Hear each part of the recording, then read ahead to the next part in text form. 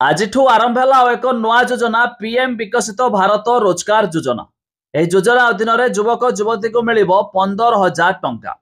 तेज scheme विषय संपूर्ण update जाना आज स्वाधीनता दिवस उपलक्षे प्रधानमंत्री नरेंद्र मोदी यह योजनार शुभारंभ कर कही रखुचु योजनार नाम हो प्रधानमंत्री विकसित भारत रोजगार योजना।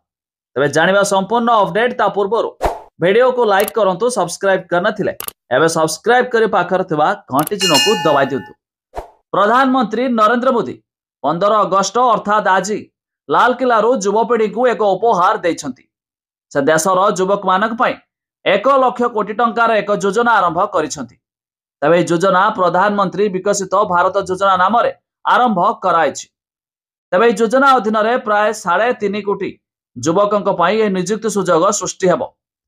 या सहित घरे क्षेत्र में प्रथम चाकरी करुथिबा पिलांकु सरकार 15,000 टंका प्रदान करिवे। प्रधानमंत्री नरेंद्र मोदी कहिसंती एही योजना अधीन रे युवक मानकु नूतन नियुक्ति सुजोग मिलिबो। प्रधानमंत्री यह भी कहिसंती कृषक मानक पई अनेक योजना काम करुछि। महिला मानक पई लक्षपति दीदी योजना आरंभ होइछि जहाँ आज लक्ष लक्ष महिला को सहायता करुछि।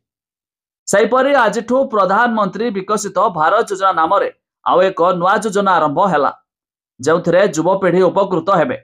बेकारी समस्या दूर हेबो, समस्ते रोजगार पाइबे, आग को बढ़िबे।